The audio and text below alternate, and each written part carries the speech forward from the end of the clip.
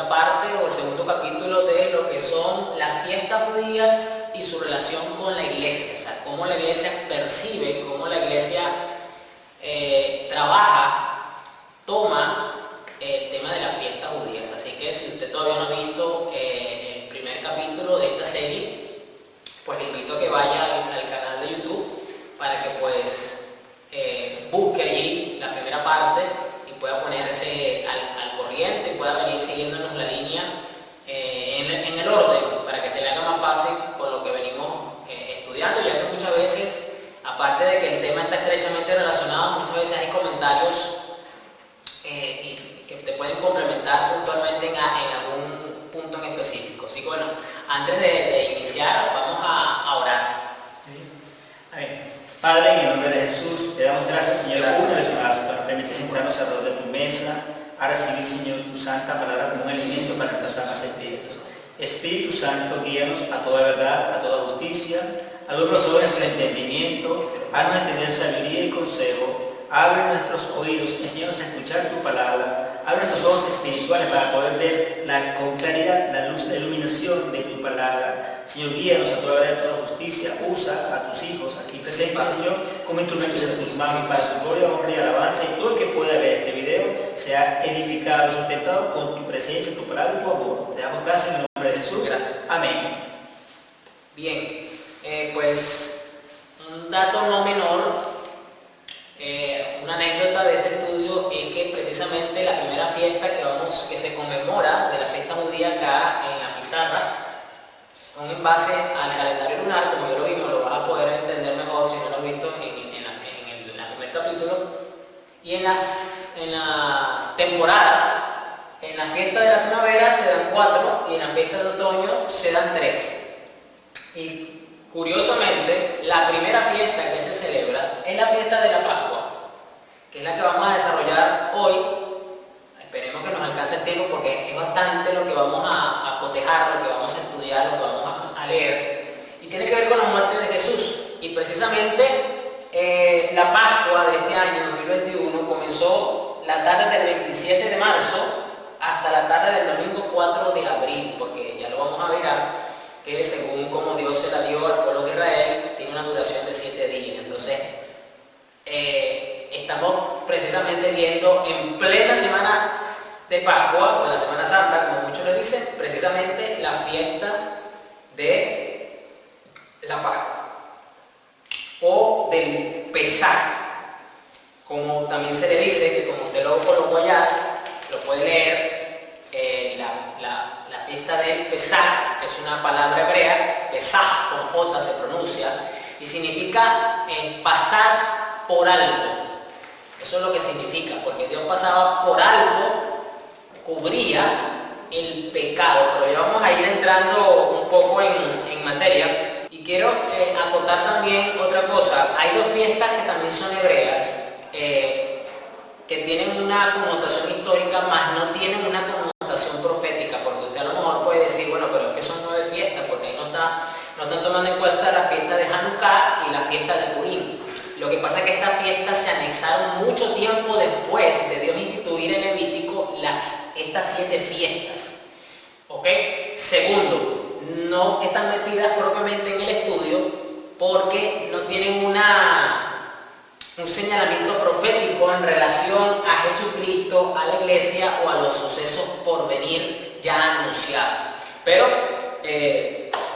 sabemos pues que está la fiesta de Hanukkah, que es una celebración que conmemora la derrota de los helenos en recuperación de la independencia judía a manos de los macabeos y sobre los griegos. Eso ocurrió 2 siglos antes de la primera venida de Cristo. Y la famosa fiesta de Purim, que también esa la vemos en la escritura, en el libro de Esther, cuando pues Dios por medio de la reina Esther, de Mardoqueo, pues libró de un exterminio masivo al pueblo de Israel en general, de parte del primer ministro, por decirlo de una forma, que tenía el rey en ese momento, que era Naamán.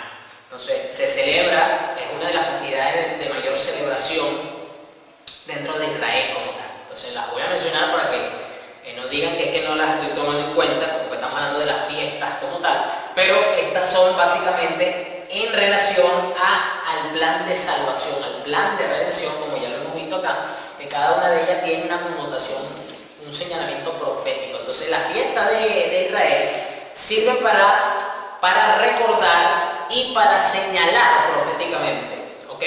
A Israel le recuerda, por ejemplo, el haber salido de Egipto, y por eso deben de guardar el sábado, eso lo vimos la semana pasada en el estudio anterior, y también para los señalamientos proféticos que cada una de ellas tenía, porque la fiesta cumple la ley ceremonial. Bien, vamos a comenzar la lectura con Romanos 2, 28 y 29. Amén. Leemos dos versiones, yo leo la Reina Valera 1960 y el pastor Gil lee la Nueva Traducción Viviente. Romanos 2, versículos 28 y 29. Dice así la palabra de Dios.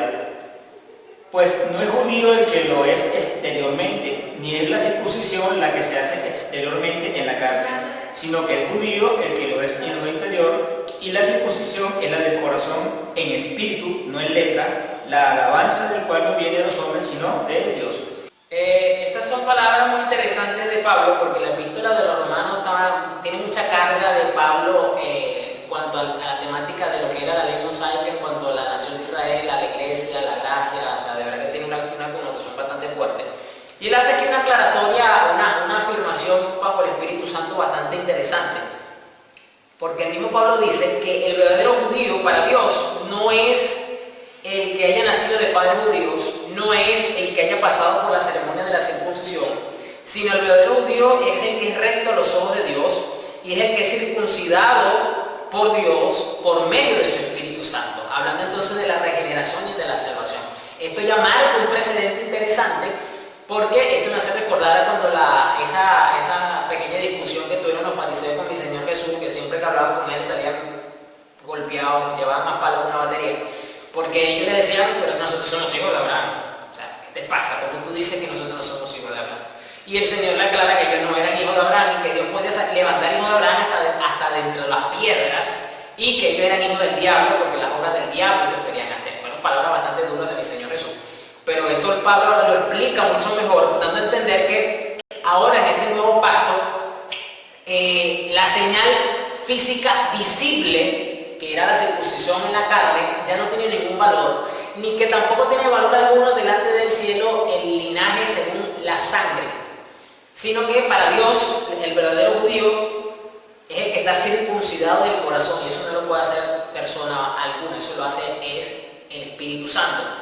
Indicando entonces que Cristo no vino para llevarnos al judaísmo, no, Cristo vino para llevarnos a Dios, y la comprensión del judaísmo se entiende y se complementa perfectamente por medio del cristianismo. No en vano hasta los mismos fariseos hicieron una distinción, no en vano en el libro de los Hechos vemos que se les empezó a decir los del camino, y en Hechos también vemos que por primera vez se les denominaba cristianos ahora. Es decir, hasta para los mismos seguidores de la ley mosaica en términos generales y del judaísmo había una clara distinción.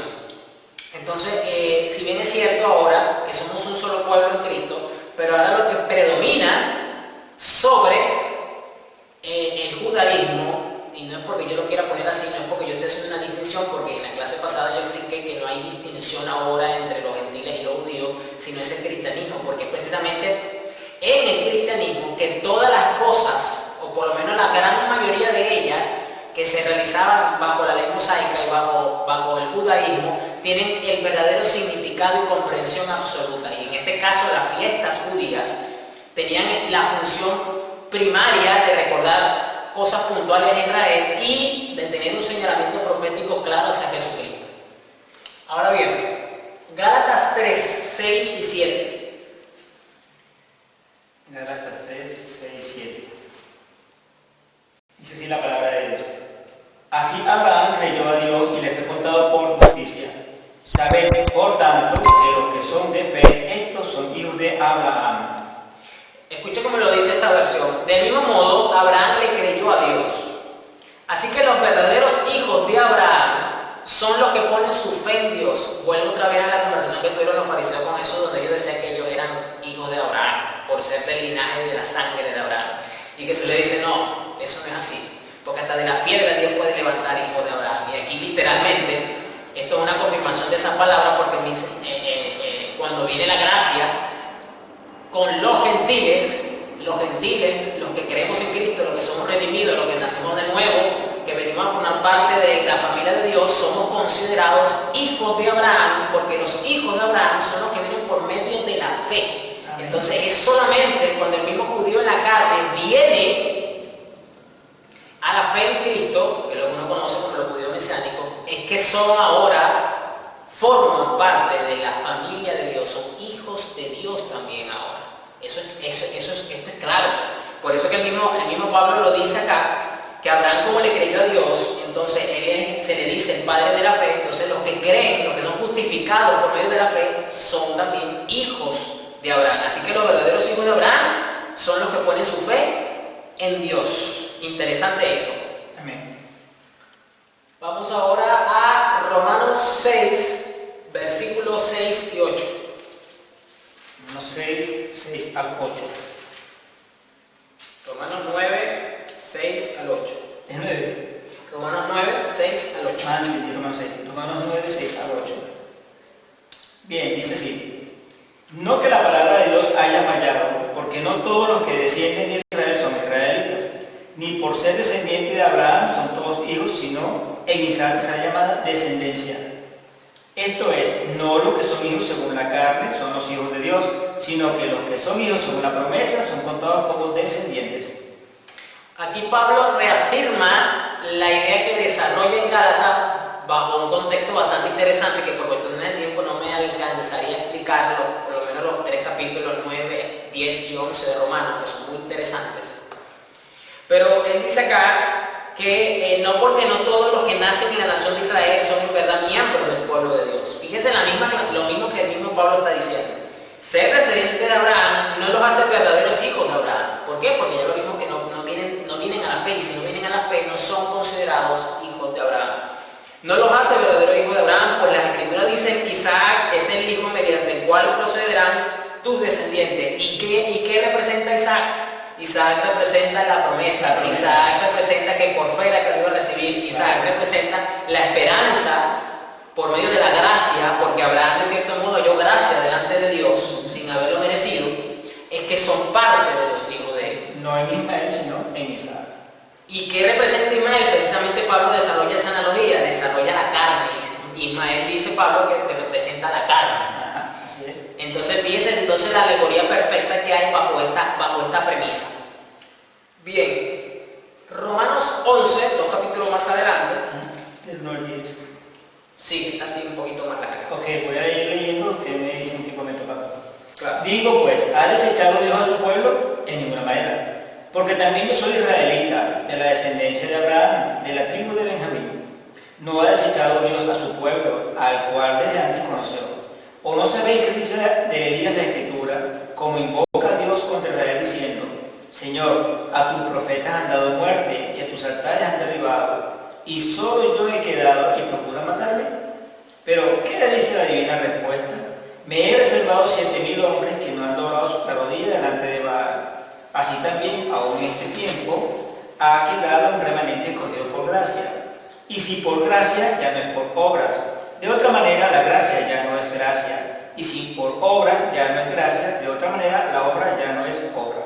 Pausa. Interesante este contexto, porque ahora aquí Pablo nos trae la otra cara de la moneda, porque ahora nos dice, no es que por lo que yo estoy diciendo antes, estoy insinuando que Dios desechó a la nación de Israel, a mi compatriota. No, Dios no ha desechado a la nación de Israel. Ahora fíjense, por eso le dije, esta es la hora como que el balance de su idea, la otra contraparte de la moneda, sino que entonces alude al profeta Elías a ese momento cuando dice, Señor, yo solamente he quedado, y Dios le dice a Elías, no, yo tengo un grupo que no ha inclinado su rodilla ante Baal, y es por gracia que ellos no se han doblegado, no han sucumbido ante esta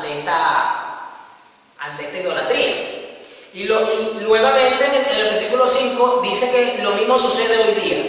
Es decir, que unos cuantos del pueblo, escogidos por gracia, es decir, los que hoy día se convierten al cristianismo, los que es decir, reconocen a Jesucristo como Señor y Salvador, lo hacen de la misma forma como lo hacen los gentiles, por gracia. gracia inmerecida, por decisión soberana del Salvador, para que vengan a la fe. Por eso dice en el versículo 5, por la gracia de Dios, es decir, por su bondad inmerecida al elegirlos.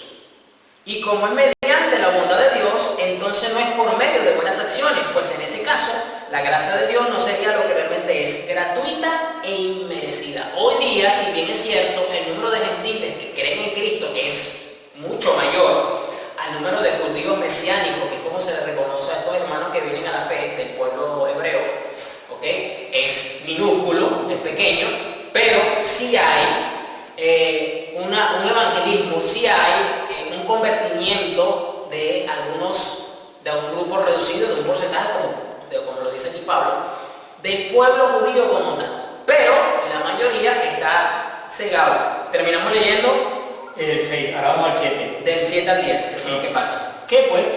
Lo que buscaba Israel no lo ha alcanzado, pero los escogidos sí lo han alcanzado y los demás fueron endurecidos. Como está escrito, Dios les dio espíritu de estupor, ojos con que no vean y oídos con que no oigan hasta el día de hoy. Y David dice, se ha vuelto su convite en trampa y en red, en tropezadero y en retribución. Se han oscurecido sus ojos para que no vean y agóbiales la espalda para siempre. Digo pues, ¿han tropezado los de Israel para que cayesen? Era hasta el 10. ¿Era hasta el 10? Sí, hasta el 10. Disculpa, sí. Entonces, sí, hasta el 10. Repito el 10. Se han oscurecido sus ojos para que no vean y agóbiales la espalda para siempre. Sí, bueno, no me alcanzaría para desarrollar todo el capítulo, se me haría, pero sería interesante verlo luego, ¿no? Okay. Pero aquí Pablo nos dice que por causa de los gentiles, Dios ha endurecido y ha permitido pues la ceguera, la terquedad, la obstinación, el término que usted quiera ponerle, al pueblo de Israel en general. Y por eso hoy día, pues, a la gran mayoría cuando se les predica de Jesucristo como el Mesías, como el Salvador, no le reciben y no le aceptan.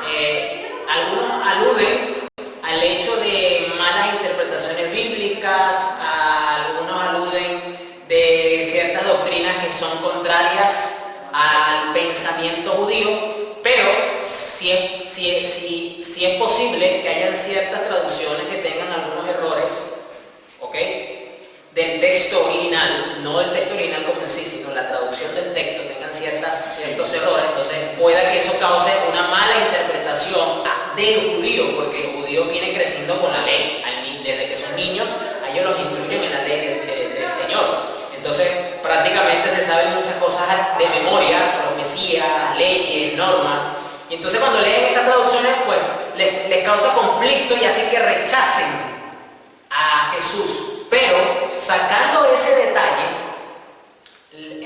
sus ojos están velados. ¿Por qué? Por causa de los gentiles, hasta que se complete el número de los gentiles. Y dice el versículo 9, en esta versión, dice algo muy interesante. Dice que su mesa, también David dijo, que su mesa de abundancia se convierta en una trampa. Pero este verso lo voy a leer en la versión, en la PDT. Y David dice que sus fiestas se vuelvan trampas, que caigan y reciban su merecido. Es interesante cuando lo pone esta versión, porque precisamente el judío que no es mesiánico, el judío que está todavía en el judaísmo, en la ley, ¿okay?, que está cegado, que está velado, lo que no es capaz de hacer es de ver la señal profética, el anuncio profético de la fiesta que celebra y que todavía celebran hasta el día de hoy, a Cristo. No logran verlo porque están velados, están cegados, están endurecidos. Entonces tropiezan. ¿Por qué tropiezan? Porque precisamente todo apunta a Cristo. Apuntan a Cristo. Solamente aquellos, como los judíos mesiánicos, como los gentiles, que tienen el entendimiento de la revelación final de todo lo que la ley señala, que es Cristo mismo, puede tener la libertad, puede tener el disfrute, puede tener la comprensión plena de lo que Dios dijo. Entonces para ellos es un tropiezadero, porque ellos rechazan al Mesías, rechazan a Jesús, ¿ok? Como el Mesías anunciado, como el Mesías como el Cordero de la Pascua que señala la fiesta del Pesaj. Y al mismo tiempo celebran a Jesucristo porque celebran la fiesta como lo dice la Biblia. Entonces para ellos es un tropezar en ese aspecto. Bien, ahora sí vamos a Levítico 23 y vamos a entrar, luego de haber visto esto, más propiamente en lo que es la fiesta del Pesaj o la Pascua, como también se le conoce. Levítico 23. Levítico 23, versículo 4, que eso lo vimos la semana... Del 4 al 8, ¿no? En el capítulo anterior, en términos generales, la constitución ceremonial de la fiesta, junto con el día sábado, que le da el carácter ceremonial. Pero ahora vamos a ver propiamente lo que Dios dice de Levítico 23, 4 y 8.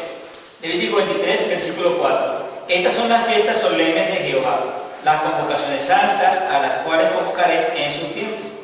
En el mes primero a los 14 del mes, entre las 2 tardes, Pascua es de Jehová. Y a los 15 días de este mes es la fiesta solemne de los panes sin levadura a Jehová. 7 días comeréis panes sin levadura. El primer día tendréis santa convocación, ningún trabajo de siervos haréis. Y ofreceréis a Jehová 7 días ofrenda encendida. El séptimo día será santa convocación, ningún trabajo de siervo haréis. Y habló Jehová a Moisés diciendo, habla a los hijos de Israel y diles, cuando hayáis entrado en la tierra que yo os doy, y seguéis su mies, traeréis al sacerdote una gavilla por primicia de los primeros frutos de vuestra siega. ¿Ya te vino? No, era hasta el 8. Hasta el 8. Bueno, no todo. Me pasé 2 versículos. Entonces, y ofreceréis a Jehová 7 días ofrenda encendida, el séptimo día será santa convocación, ningún trabajo de siervo haréis. Sí, aquí Dios instituye la fiesta, la regulación, el edicto de cuánto tiempo va a durar la fiesta, qué deben hacer en esta fiesta. Bien, nos dice que las siguientes son las festividades santas que deberán observar cada año. Todos los años, cada una de estas fiestas, Israel las repite según el calendario lunar, como ya se lo expliqué en el capítulo anterior. De por sí, ellos ya comenzaron, como lo dije al principio, este sábado 27 de marzo, comenzaron con la celebración solemne de la Pascua, que anuncian a Cristo.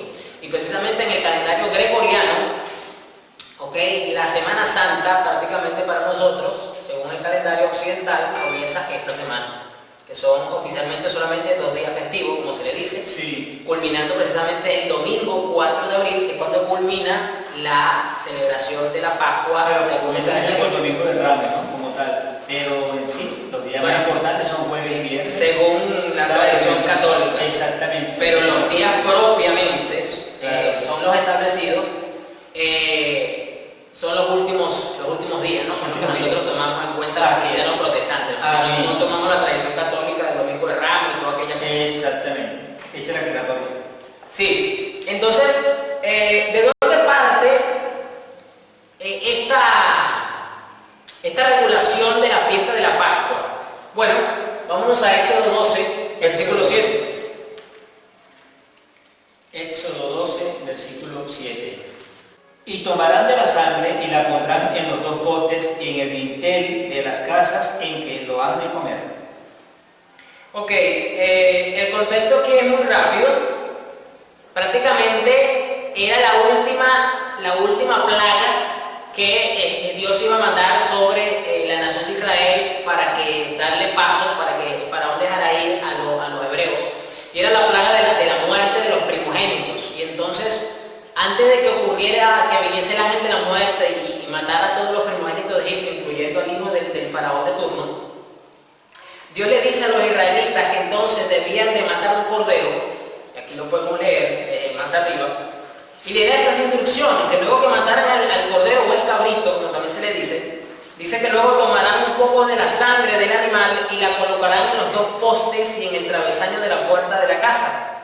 Asarán la carne en fuego y la comerán esa noche con panes sin levadura y hierbas amargas. ¿Por qué? Porque la levadura simbólicamente a lo largo del registro bíblico representa el pecado.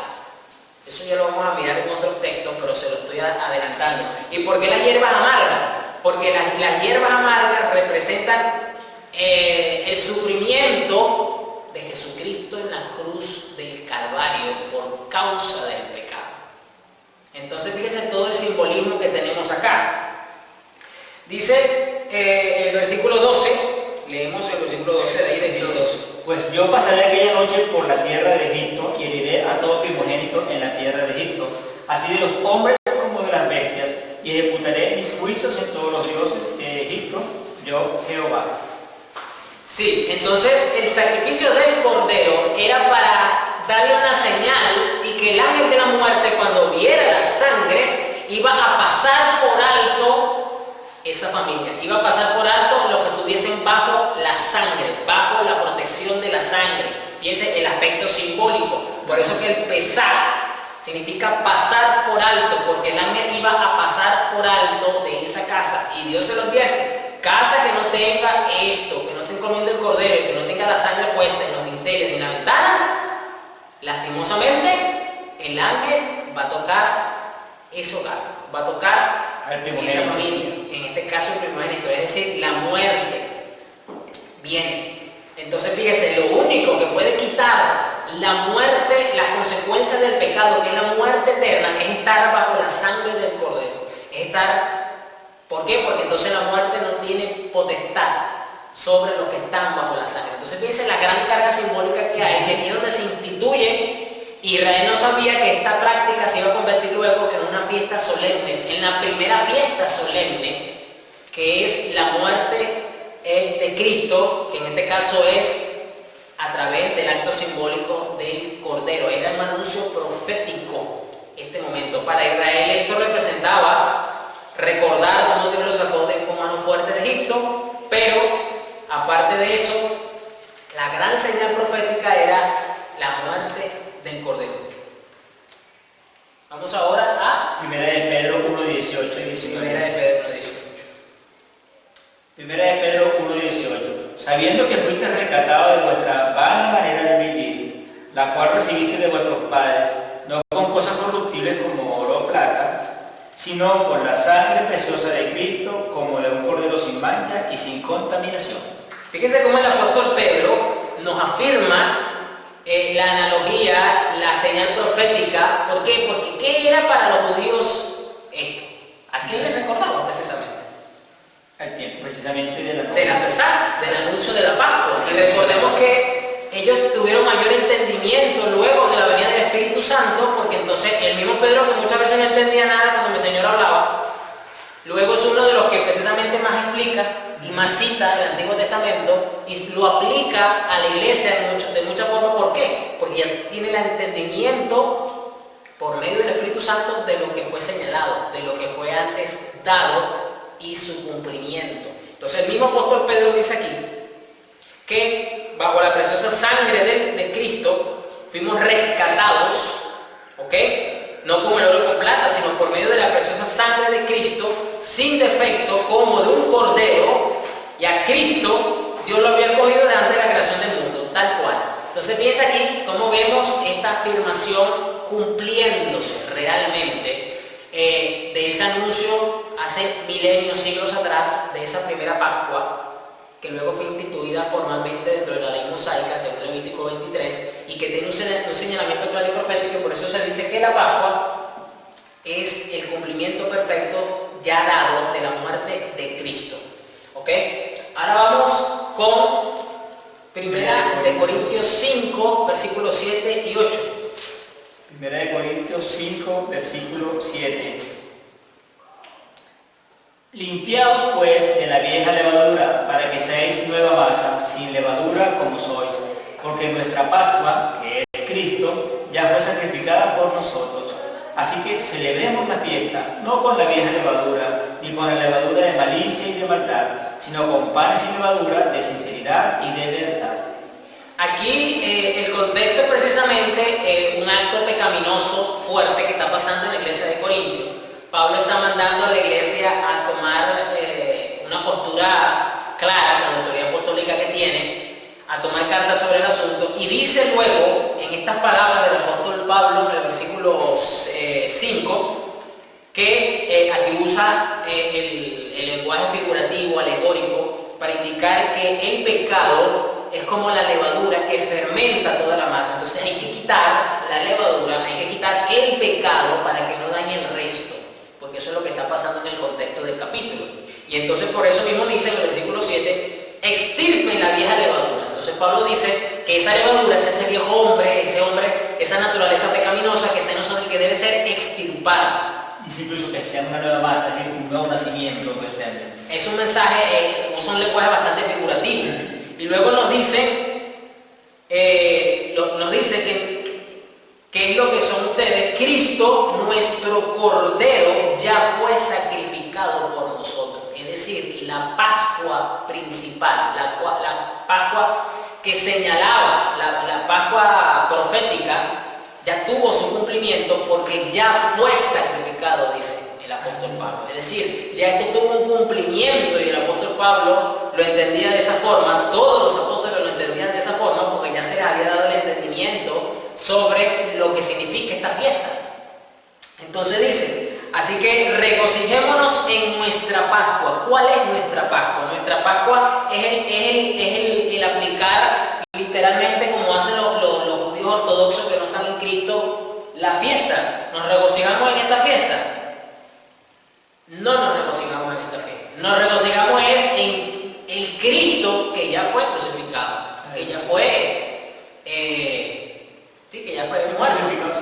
Fue muerto el Cordero. Entonces, por eso es que para ellos, los que están velados, es un señalamiento, es un símbolo que no logran ver hasta que el Señor, pues, en su soberana misericordia les quite el velo. Pero para nosotros, la iglesia, festejamos es el cumplimiento de ese señalamiento. Nos gozamos, como lo dice Pablo aquí, que celebramos es a Cristo, celebramos es la Pascua, que es Cristo mismo, por medio de la institución de la Santa Cena que el mismo Cristo dio. Yo compartía con alguien y yo le decía a esta persona que la iglesia cristiana como tal no celebra la fiesta como Levítico 23 del Pesaj, de la Pascua, por dos razones. Número uno, porque ya su cumplimiento profético ya fue dado, ya se cumplió, ya Cristo el Cordero fue sacrificado por los pecados, ¿ok? Y número dos, porque el mismo Cristo instituyó la Santa Cena. Él tomó ahora, entonces yo le decía a esta persona, la Santa Cena, la Pascua, el Pesaj judío, fue transformado por el mismo Cristo. O sea, la misma fiesta judía que lo señalaba él, fue cambiada por él mismo. Él dijo ahora hagan esto en memoria de mí, me van a conmemorar. ¿Qué es una conmemoración? Una celebración, una fiesta. Solo que para la iglesia cristiana es una fiesta santa, es una fiesta solemne, es una fiesta de alta estima, ese momento en el que se comparte la Santa Cena. O sea, no dura 7 días como dura la institución de la fiesta del Pesaj. No tenemos la obligación de hacerla una vez al año, porque esta persona me decía, pero es que no tenemos un mandamiento apostólico que nos diga cuántas veces debemos de tomar la Santa Cena. No lo tenemos, eso es cierto. No hay un marco regulatorio que indique el tiempo como si lo tiene la fiesta de la Pascua, que dice que todos los años lo tenían que hacer bajo los parámetros. Y por eso la iglesia cristiana protestante, por ejemplo, hay iglesias que toman la Santa Cena todos los domingos. Hay iglesias que lo hacen. Hay iglesias que lo hacen 2 veces al mes. Hay iglesias que lo hacen 1 vez al mes. Es decir, eso es bajo el criterio pues más acertado según los parámetros de santidad y otras cosas que son necesarias tomarlas. Por eso es que no tenemos un requerimiento obligatorio porque Cristo mismo dijo, hagan esto en memoria de mí. Amén. Y lo recordamos de esa forma. Así que regocijémonos en nuestra Pascua, no con la vieja levadura, es decir, con el pecado, con el viejo hombre, con sus malicias y perversidades, sino con pan sin levadura, que es la sinceridad y la verdad. Por eso el pan tenía que ir sin levadura, que ese lo vamos a ver luego, que eran los panes sin levadura, pero hoy no lo vamos a ver. Pero aquí están las dos referencias a la Pascua y a los panes sin levadura en estas palabras del apóstol Pablo. Bien, continuamos con Deuteronomio 16. Versículos 5 al 7. Deuteronomio 16, versículo 5. No podrás sacrificar la Pascua en cualquiera de las ciudades que Jehová tu Dios te da, sino en el lugar que Jehová tu Dios escogiere para que habite allí su nombre. Sacrificarás la Pascua por la tarde a la puesta del sol, a la hora que saliste de Egipto. Y la asarás y comerás en el lugar que Jehová tu Dios hubiera escogido, y por la mañana regresarás y volverás a tu habitación. Fíjese que esta sigue siendo una regulación y una explicación para el pueblo de Israel de por qué y el cómo y cuándo debía de comer la Pascua. Dios le dice, no lo puedes comer en cualquier lugar, la vas a comer solamente donde el Señor te indique, la vas a comer a la puesta del sol, ¿ok? Dice esta versión, que es la hora en la que saliste de Egipto. Fíjese la conmemoración. Asarás el cordero, lo vas a comer, regresarás a tu hogar a la mañana siguiente. Durante los 6 días siguientes no vas a comer pan leudado. Esta es referencia clara a el quitar el pecado, a la santificación, a la consagración. Y el séptimo día habrá una fiesta solemne del pueblo de cada ciudad delante del Señor tu Dios. No hagas en ese día ningún trabajo. Es decir, ellos, como les acabo de decir, esto comenzó un sábado y va a terminar un sábado para los hebreos. Que si usted no ha visto la serie de Reposando en Dios, véala para que usted entienda mejor el significado del día sábado, que también es otro señalamiento que apunta a Cristo mismo. Ahora bien, ¿qué tiene que ver esto de que Dios le diga aquí que lo va a sacrificar a la tarde del aniversario, a la puesta del sol, que es la hora en que saliste de Egipto? Fíjense qué interesante esto. Vamos a ver ahora otra vez Éxodo, capítulo 12, Versículos 43 al 47. Éxodo 12, 43. Y Jehová dijo a Moisés y a Aarón: esta es la ordenanza de la Pascua, ningún extraño comerá de ella, mas todo siervo humano comprado por dinero comerá de ella, después que lo hubieses circuncidado. El extranjero y el jornalero lo comerán de ella. ¿Ya está el 47? Se comerá en una casa y no llevarás de aquella carne fuera de ella, ni quebraréis hueso suyo. Toda la congregación de Israel lo hará. Dice que al animal sacrificado tampoco se le podrá quebrar ni un solo hueso.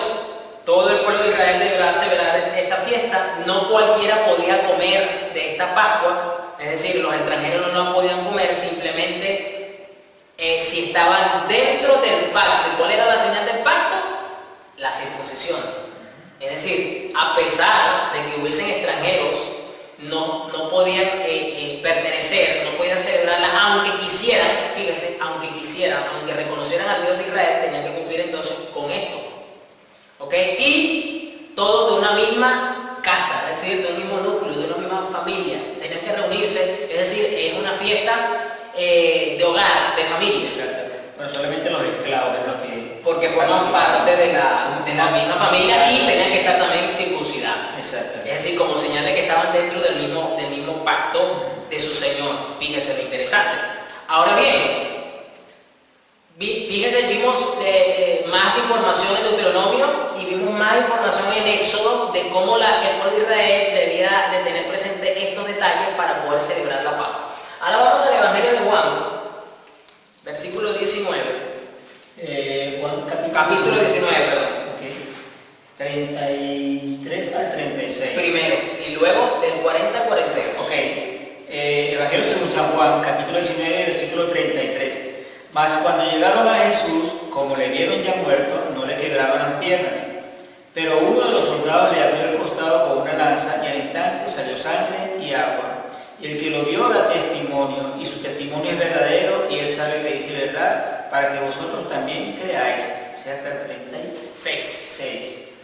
Porque estas cosas sucedieron para que se cumpliese la escritura: no será quebrado hueso suyo. Fíjese, que leímos ahorita en Éxodo 12, 43, 47, que al cordero no le podían quebrar los huesos.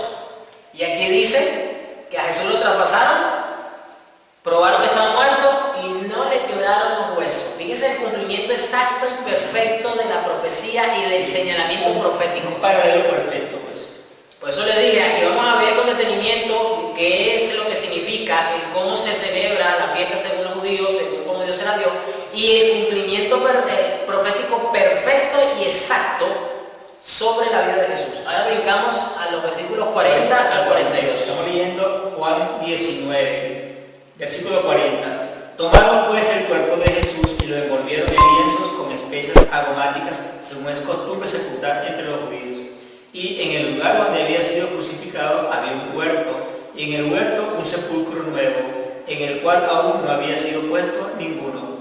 Allí pues, por causa de la preparación de la Pascua de los judíos, y porque aquel sepulcro estaba cerca, pusieron a Jesús. Aquí vemos, déjame que voy a cambiar esta versión, porque hay unas palabras interesantes donde se nos habla de la hora. A ver. Sí, porque en el momento de la muerte de Jesús venía también la celebración de la Pascua de los judíos. Porque comenzaba ese día en la tarde, como le acabo de decir, que esto comenzaba en la tarde, comienza en la tarde del 27 de marzo. ¿Ok? Entonces, según la hora, en el Juan 19, la hora de la muerte de Jesús, a ver, creo que me está faltando ese detallito. Los soldados se dijeron, se repartieron juntos en la cruz.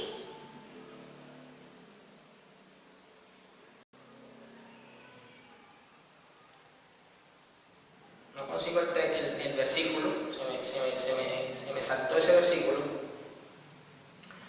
que dice que ya era la hora sexta. Creo que la Reina Valera es la que usa el término, la hora sexta, que lo estoy buscando es para que usted pueda ver y pueda darse cuenta que hasta en ese detalle la muerte de Jesús como cordero le dio cumplimiento profético a la celebración de la fiesta de la Pascua. ¿Por qué? Porque esa hora sexta que ellos salieron de Egipto, y esa hora sexta, como lo vimos en los demás textos anteriores, ellos debían de comer el cordero, y fue precisamente en la hora sexta que Jesús termina ya de entregar su vida, de entregar su cuerpo y de su sangre. Creo que no está aquí en el Evangelio de Juan. A ver. Importante porque trae una referencia cruzada. Sí, es una referencia que no debemos dejar de... Creo que Lucas también reseña bueno, creo que todos los evangelios reseñan la muerte de la crucifixión de Jesús. La crucifixión, Lucas 23:44 dice: desde el mediodía y hasta las 3 de la tarde toda la tierra quedó oscuras, es decir, por 3 horas el sol se ocultó. Padre, en tus manos encomiendo mi espíritu, y después de decir esto, murió. Exactamente, no como lo dice ahí en Lucas 23:44 al 46. 44 al 46 dice así: entonces Jesús, pero cuando era como la hora sexta, hubo tinieblas sobre toda la tierra hasta la hora novena.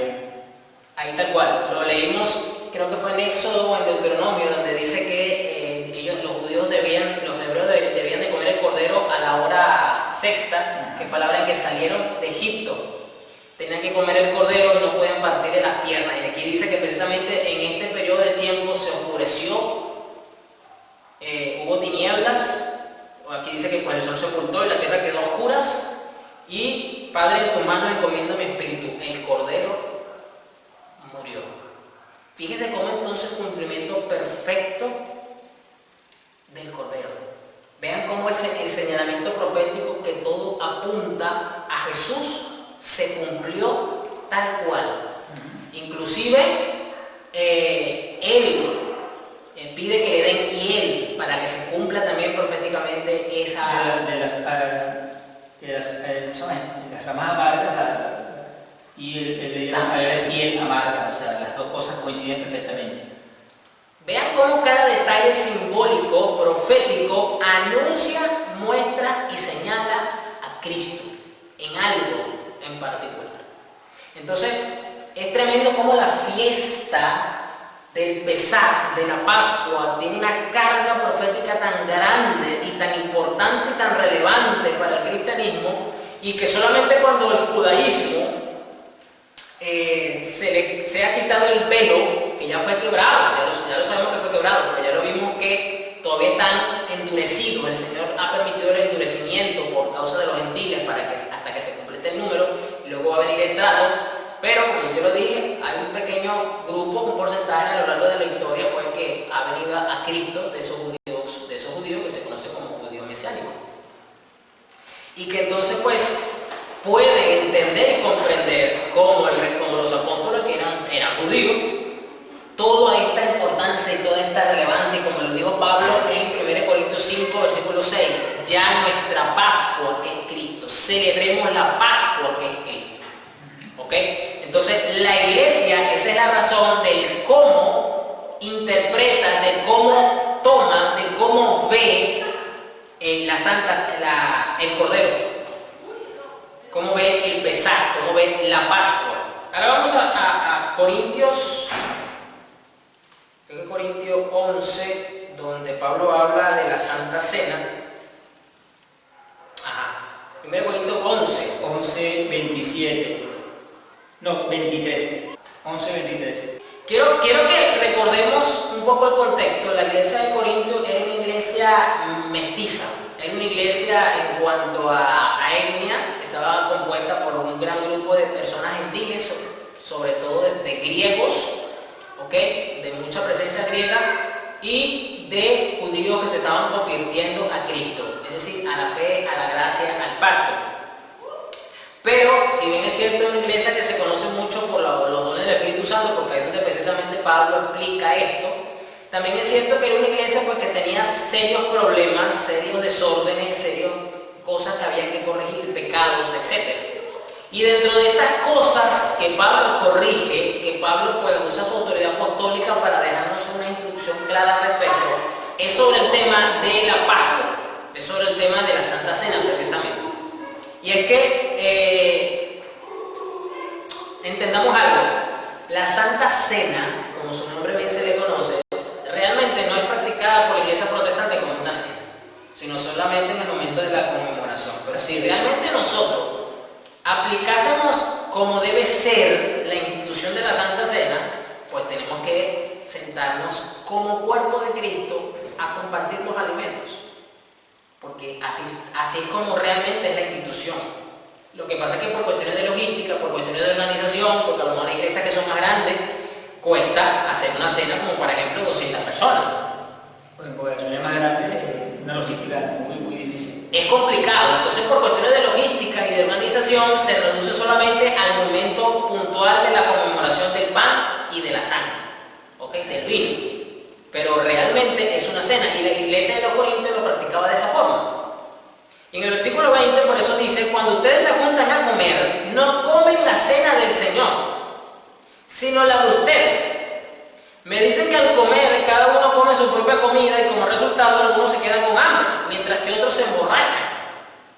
Es que no pueden comer y beber en casa para así no dañar a la iglesia ni avergonzar a los que por ser pobres no pueden llevar alimentos. ¿Qué debo decirles en cuanto a esto? ¿Debo alabarlos? Pues no, Señor. Esto es lo que el Señor me enseñó y que ya les transmití antes. Las noches en que Judas lo traicionó, el Señor Jesús tomó pan y después de dar gracias a Dios, lo partió y dijo, esto es mi cuerpo que por ustedes es entregado. Hagan esto en memoria de mí. Fíjense ya como el mismo Cordero transforman la Santa Cena, la cambian, porque prácticamente sustituye el señalamiento profético del Pesaj como se venía practicando, y por eso es la conmemoración o el sacramento de la Santa Cena se hace con el pan, porque el mismo Señor así lo estableció. Hizo la analogía que será su cuerpo. Esto es mi cuerpo que por ustedes es entregado. Hagan esto en memoria de mí. Lo mismo que hacen los israelitas. Lo que pasa es que ellos, como están velados, ellos tropiezan porque no ven que es Cristo el Cordero. Es decir, ellos anuncian todos los años el sacrificio de Cristo y no se dan cuenta porque no logran ver al Mesías, no ven a Jesús. Pero es igual, cada vez que nosotros tomamos el pan, hacemos eso en memoria de Cristo, anunciamos el sacrificio, recordamos, mejor dicho, la palabra, el sacrificio de Cristo. Y de la misma manera tomó la copa después de haber cenado y dijo, esta copa es el nuevo pacto confirmado en mi sangre. Es interesante porque la Pascua judía no señala el nuevo pacto. Lo que para el judío señala el pacto establecido es la circuncisión, esa es la señal. Pero el mismo Señor dijo que lo que señala, lo que conmemora, lo que nosotros nosotros celebramos es en la copa misma la sangre, que es la tinta con la que se selló el nuevo pacto. Nada más y nada menos. Porque el nuevo pacto es en la sangre de Cristo, el nuevo pacto es en la sangre de los corderos. Son la diferencia de los dos pactos. Exactamente. Nada más y nada menos, ojo, y por eso le dije que en la Santa Cena cristiana está nada más y nada menos conmemorando aquel que instituye el nuevo pacto y el cómo lo instituyó, con su sacrificio y con su sangre, con su cuerpo y con su sangre. De la misma manera tomé la copa después de haber cenado y dijo: esta copa es el nuevo pacto confirmado con mi sangre. Cada vez que la beban, háganlo en memoria de mí. Es decir, conmemoración, es decir, celebrar solemnemente algo que se tiene por sagrado. Esa es la fiesta. Eso es para nosotros la fiesta, el momento solemne de la reunión. Y así como Dios les dijo a los judíos que no cualquiera podía participar del pesar y comer del cordero, de la misma forma la iglesia cristiana no permite que cualquiera que esté presente en el culto en ese momento tome la Santa Cena. Claro, si no es creyente, si no ha sido redimido por la sangre, no puede tomar la Santa Cena. Fíjese entonces cómo hasta en este paralelo, como si fuera un extranjero, como si fuera una persona. el paralelo simbólico. Claro, el paralelo simbólico. ¿Por qué? Porque Dios les dice, es que el extranjero no forma parte del pacto, entonces ellos no pueden participar, al menos que sea un esclavo. Ya lo leímos. Entonces, de la misma forma, aquí ocurre igual. Y cada vez que comen este pan y beben de esta copa, están anunciando que Cristo murió por ustedes. Fíjese, la Pascua, el Pesaj judío, anuncia, número uno, les recuerda que fueron sacados de Egipto del Señor, y número dos, es una señal profética del sacrificio de Cristo. Y aquí nos dice Pablo que cada vez que celebramos la Santa Cena, anunciamos, recordamos, celebramos, testificamos al mundo que Cristo murió por pecadores, por el pecado, selló una nueva alianza. El mismo Pablo dice, eso fue lo que le enseñó Cristo. Lo leí en el versículo 23. Esto es lo que el Señor me enseñó, dice esta versión. Es decir, el mismo Señor le reveló esto a esta forma a Pablo. Y aquí en el 26 dice que eso se va a hacer hasta que el Señor venga. Es decir, anunciar esto, celebrar esa hasta que Él venga. Es decir, todo debe ser todo hasta que el día en que Jesús se lleve a su iglesia. Cada vez que comen este pan y beben esta copa, están anunciando que Cristo murió por ustedes. Háganlo hasta que Él venga. ¿Por qué no se nos dejó establecido detallada y específicamente las veces que lo podemos hacer? Porque precisamente tenemos la libertad de anunciar a Cristo, de celebrar a Cristo, de conmemorar el sacrificio de Cristo las veces que queramos. Así es. Ya no es solamente un acto ceremonial anual como lo es el Pesaj judío, sino es precisamente cada vez que la iglesia, por eso lo dije hace rato, que hay iglesias cristianas protestantes que todos, una vez a la semana, toman la Santa Cena. Así es. Espectacular. Así que si alguien come de este pan y bebe de esta copa del Señor indignamente, está pecando contra el cuerpo y la sangre del Señor. Por eso que Pablo aquí luego pues da una serie de exhortaciones, de referencias, donde inclusive dice que algunos han enfermado por esto, otros han muerto, porque esto no es cualquier cosa. Así como para el judío el Pesaj, la Pascua, no era cualquier cosa. ¿Usted se imagina a los hebreos tomando la advertencia del Señor de la Pascua la primera vez en Éxodo 12 a la ligera? Bueno, sí, es que se me olvidó picar el cordero ese. Al rato lo hago. Ese se hubiese muerto. Porque tenía que ser diligente, serio y responsable con la ordenanza del Señor. Porque la orden fue clara: si ustedes no hacen esto, el ángel de la muerte va a visitar el hogar y se va a llevar al primogénito. Entonces no era cualquier cosa. Fíjate que en el versículo 29 de esta misma lectura dice: porque el que come y bebe indignamente, sin discernir el cuerpo del Señor, juicio come y bebe para sí, por lo cual hay muchos enfermos y debilitados entre vosotros y muchos duermen. Es decir, están muertos. Porque para Pablo, el cristiano, indistintamente de las razones por las que haya pasado y que lo haya llevado el Señor, se lo haya llevado no está muerto, está vivo. Entonces el dormir es como una referencia a indicar que no está entre nosotros, pero sigue vivo. Entonces, creo que bueno, el Señor nos ayudó con el tiempo para poder mirar. Entonces ya vimos que la primera fiesta de las proféticas anunciadas en la Escritura, que estamos hoy precisamente en plena Pascua, anuncia la muerte del Cordero de Dios. Esto me hace recordar una referencia que, aunque no está aquí escrita, cuando Jesús se va a bautizar y Juan el Bautista, su primo, le dice: ahí viene el Cordero que quita el pecado del mundo. Y lo está diciendo un profeta, lo estaba diciendo alguien que conocía la ley judía, que conocía perfectamente el Pesach, que conocía todo, y lo señala, testifica que ese era el Cordero de Dios, que ese era el Cordero que iba a ser sacrificado en la Pascua para quitar el pecado del pueblo de Dios. Entonces, qué maravilloso es tener este entendimiento, esta comprensión perfecta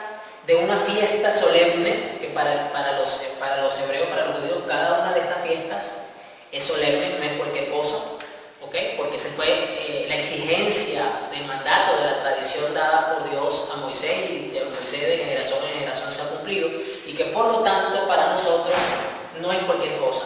Alguien me preguntó una vez, entonces está mal que la iglesia cristiana participe del Pesach, de la fiesta judía, cuando ellos la realizan. No es una respuesta sencilla de responder, le explico, porque ya vimos que está instituida la Santa Cena del Señor por el mismo Jesucristo. Fue reafirmado y fue explicado por el apóstol Pablo. Lo que pasa es que, si bien es cierto que los judíos no mesiánicos, ojo, aquí quiero hacer la aclaratoria, que no tienen este entendimiento y para ellos es tropezadero, no hay comunión y no hay armonía alrededor de la celebración. Porque Pablo le habla a los corintios y le dice: cuando ustedes se reúnen, cuando ustedes toman la Santa Cena, ustedes están tomando el cuerpo de Cristo, están tomando la sangre de Cristo y están rememorando y están anunciando como cuerpo, como iglesia santa, a Cristo hasta que Él venga.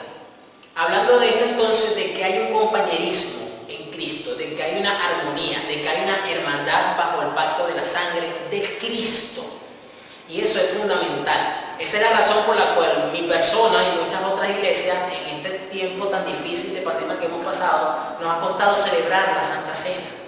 Porque pudiésemos también hacerlo como ya lo hemos venido haciendo todas las demás cosas, por medios digitales, y usted en su casa y todo, pero la Santa Cena es una conmemoración del cuerpo de Cristo unido para celebrar a su Salvador, para celebrar al Cordero. Es decir, tiene un aspecto de comunión congregacional importante, que no es cualquier cosa. Por eso la relevancia y la importancia sobre este aspecto en particular. Entonces, el que un creyente cristiano, protestante, se sienta en la mesa con un judío ortodoxo a celebrar las santas, el Pesaj, realmente no va a haber una armonía. ¿Por qué? Porque no están, por lo menos un lado no está celebrando a Cristo, porque está velado. Entonces no hay ese compañerismo propio, porque Pablo lo dice: ustedes se reúnen para celebrar a Cristo hasta que Él venga. Y para el judío ortodoxo, el Mesías no ha venido todavía. Son dos celebraciones diferentes. Para el ortodoxo, el Mesías no ha venido todavía. Es que no ellos están esperando a Cristo todavía. Como aceite y vinagre. Entonces, hasta que ellos no ven. Ahora, si usted me dice a mí que son judíos mesiánicos, ya es otro tema. Si realmente son judíos mesiánicos, que entienden y comprenden realmente lo que es. ¿Por qué? Porque ahora el judaísmo que ellos aprendieron de niños, porque ellos son instruidos, tienen una comprensión y un entendimiento, están iluminados realmente, porque es en Cristo, es en la fe, por la gracia del Evangelio, que ellos entienden y comprenden realmente lo que se les enseñó. Claro. Porque todo lo que se les fue dado apunta a Cristo. Exactamente. Y ellos ven que ese fundamento que les enseñaron a ellos como principios del pueblo se aplica completamente en Cristo, y por supuesto lo convence más porque ellos conocen perfectamente a profundidad esa instrucción antigua. Y de por sí muchos judíos mesiánicos todavía celebran el Pesaj, la Pascua, pero lo hacen con este entendimiento, con esta iluminación, porque ahora son cristianos. cristianos son mesiánicos. Ok, pero la iglesia gentil no tiene la obligación apostólica, ok, ni siquiera de parte de mi Señor Jesús, de cumplir todos los años con la fiesta de la Pascua. Bajo este parámetro no lo tiene la obligación de hacer. Esa es la diferencia, porque ya para nosotros es la Santa Cena, la conmemoración del cuerpo de Cristo y de la sangre de Cristo. Así mismo, doctor. Entonces no sé si quieres complementar para terminar. Excelente, porque de alguna forma se vieron varios aspectos, se aclara perfectamente por qué la celebración de la cena pascual, porque nosotros tenemos que celebrar la cena instituida por nuestro Señor Jesucristo, realmente eso, y tremendo porque realmente se hace la validación entre la sangre de los corderos y la sangre del Cordero de Dios, es decir, y la simbología tremenda, el paralelo perfecto entre lo que decía el Señor en sus ordenanzas, en la ley natural, y lo que sucedió con Jesús. El cumplimiento profético al 100% de la Escritura. O sea, porque Jesús cumplió toda la ley, toda la Escritura. Jesús cumplió al 100% a cabalidad. No falló en absolutamente nada, cumplió al 100%. Por eso dijo, consumado es. Consumado es una palabra griega, ahorita no la tengo aquí en referencia, se la voy a traer la semana que viene, pero esa es una palabra que usaban los comerciantes en la época del Imperio Grecorromano para afirmar que una deuda ya fue pagada, ya fue cancelada. La palabra que se usó en el Nuevo Testamento, de donde se traduce consumado es, esa palabra griega era usada en el comercio. Entonces mire la implicación que tiene también, porque Cristo pagó toda deuda de justicia por causa del pecado. ¿Por qué? Porque pasó por alto, expió el pecado de una manera perfecta. Entonces es maravilloso que estemos en este tiempo mirando, entendiendo y comprendiendo estas fiestas con esta inclinación. Por eso Jesucristo mismo dijo, yo no he venido a abolir la ley, yo he venido a cumplirla. ¿Por qué? Porque Él cumplió la ley moral, Él no falló moralmente hablando, Él fue perfecto en todo, fue tentado pero sin pecado, y cumplió con la ley ceremonial. ¿Por qué? Porque la ley ceremonial lo apunta a Él, lo señala a Él. ¿Cómo yo no voy a cumplir con la Pascua si yo soy la Pascua? O sea, es irónico, es absurdo. Por eso Pablo dice en 1 Corintios 5:6, celebremos a Cristo que es nuestra Pascua. Y lo está diciendo un judío mesiánico, que viene de la tribu de Benjamín, el apóstol Pablo. Entonces, bien, vamos a orar para finalizar. De verdad que fue maravilloso, fue enriquecedor tener esta comprensión mucho más clara de lo que es el Pesaj, de lo que es la Pascua y de por qué entonces ahora con este fundamento, con mucha más razón, tomamos la Santa Cena. No, y para concluir, ya que lo dije al principio, que bello es el Señor que nos permitió que este tema, esta primera fiesta de la Pascua, casualmente coincidiera en el tiempo con que se está celebrando esta semana la Pascua. Así como lo dijiste allá, Pascua 2021, la tarde del 27 de marzo hasta la tarde del domingo 4 de abril. O sea, qué tremendo, pastor, que realmente Dios sabe lo que hace. O sea, para que vean como una determinación más profunda de lo que Dios está haciendo, para que una comprensión mejor de lo que estamos hablando. Tremendo Dios. Es muy nuestro Dios nos sorprende siempre con ese tipo de cosas. Sí, maravilloso. Le damos la gloria al Señor de que terminamos una serie de escatología, comenzamos esta y justamente hoy, que es la segunda parte, que comenzamos con la primera fiesta, estamos en plena Pascua. Eso solamente lo hacemos porque yo quiero que usted sepa que ni yo ni el pastor Carlos planificamos los estudios bíblicos en base a un calendario. No, sabemos que los estudios porque son profundos, son detallados, llevan tiempo, pero no lo hacemos con esta precisión, con este dato interesante, curioso. Con esta coincidencia, con esta precisión es solamente el Espíritu Santo el que hace esa obra. Definitivamente. Entonces, bueno, oremos para terminar. Amén. Padre amado, muchísimas gracias, Señor, una vez más, Señor. Qué bello es, porque nos han permitido, Señor, escudriñar tus escrituras. Qué hermoso es conocer en profundidad, Señor, tus escrituras, tu santa y bendita palabra. Cada día nos regocijamos más en el aprender, en la iluminación que trae ese Espíritu Santo de la palabra, para poder ser libres definitivamente. Gracias, y te pido, Señor, que nosotros no nos quedemos con este conocimiento, sino que lo llevemos a otros. Porque nosotros hemos sido iluminados por este conocimiento, debemos ser, Señor, generosos con otros y llevar esta verdad a otros y enseñar a otros el verdadero profundo y conocimiento de lo que es nuestro Señor Jesucristo, a quien debemos conocer cada día más, Señor, y el cumplimiento total de las Escrituras en Cristo Jesús. Gracias por ese privilegio. Espíritu Santo, que cada persona que pueda ver este video reciba con Así gozo y es, alegría estas enseñanzas, las que son en su corazón, y que la disfrute como nosotros la hemos disfrutado. Gracias por este alimento rico, este manjar delicioso de tu santa palabra. Sí, Padre. Y te Gracias. bendecimos, Padre, en el nombre de Jesús. Amén y amén. Amén. Dios me lo bendiga. Nos vemos.